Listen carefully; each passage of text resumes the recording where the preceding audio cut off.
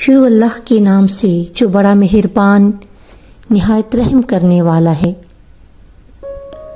سقراط روزانہ چہل قدمی کے لیے جایا کرتا تھا۔ اس راستے پر ایک کمہار کا گھر تھا جو مٹی کے برتن بنایا کرتا تھا۔ وہ کمہار کے پاس جا کر بیٹھ جاتا اور اسے غور سے تکتا رہتا۔ اسے برتن بننے کا عمل دیکھنا بہت اچھا لگتا تھا۔ ایک دن کمہار نے اس کی محویت دیکھ کر اپنے پاس بلایا اور پوچھا، بیٹا تم یہاں سے روز گزرتے ہو اور میرے پاس بیٹھ کر دیکھتے رہتے ہو، تم کیا دیکھتے ہو؟ سقراط، میں آپ کو برتن بناتے ہوئے دیکھتا ہوں اور یہ عمل دیکھنا مجھے بہت اچھا لگتا ہے۔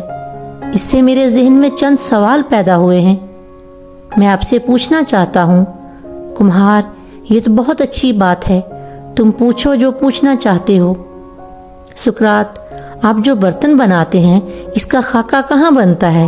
کمہار، اس کا خاکہ سب سے پہلے میرے ذہن میں بنتا ہے۔ یہ سن کر سقراط جوش سے بولا، میں سمجھ گیا۔ کمہار نے حیرت سے پوچھا، کیا سمجھے؟ سقراط، یہی کہ ہر چیز تخلیق سے پہلے خیال میں بنتی ہے۔ اس کا مطلب یہ ہے کہ خالق کے خیال میں ہم پہلے بن چکے تھے، تخلیق بعد میں ہوئی۔ اب میرا اگلا سوال یہ ہے کہ جب آپ برتن بنا رہے ہیں تو ایسا کیا کرتے ہیں کہ یہ اتنا خوبصورت بنتا ہے؟ کمہار، میں اسے محبت سے بناتا ہوں۔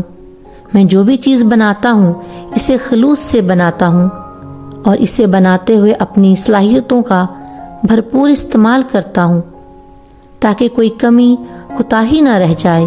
سقراط نے اس بات میں سر ہلاتے ہوئے کہا، اس کی بھی سمجھ آ گئی، کیونکہ بنانے والا ہم سے محبت کرتا ہے، کیونکہ اس نے ہمیں بنایا جو ہوتا ہے۔ اگلا سوال یہ ہے کہ آپ اتنے عرصے سے برتن بنا رہے ہیں، کوئی ایسی خواہش ہے جو آپ چاہتے ہیں کہ پوری ہو؟ کمہار، ہاں ہے، میں چاہتا ہوں کہ ایک ایسا برتن بناؤں کہ دنیا اش اش کر اٹھے، اور پھر ویسا برتن میں کبھی نہ بنا سکوں۔ کمہار نے حسرت سے کہا۔ یہ سنتے ہی سقراط اچھل پڑا، واہ، خالق ہر بار ایسی تخلیق کرتا ہے کہ دنیا بے اختیار اش اش کر اٹھے، کیونکہ خالق کو پتہ ہے کہ میں جو یہ انسان اس دنیا میں بھیج رہا ہوں اس جیسا کوئی اور دوبارہ نہیں آئے گا۔ آپ یونیک ہیں، اپنے رب کی بہترین تخلیق۔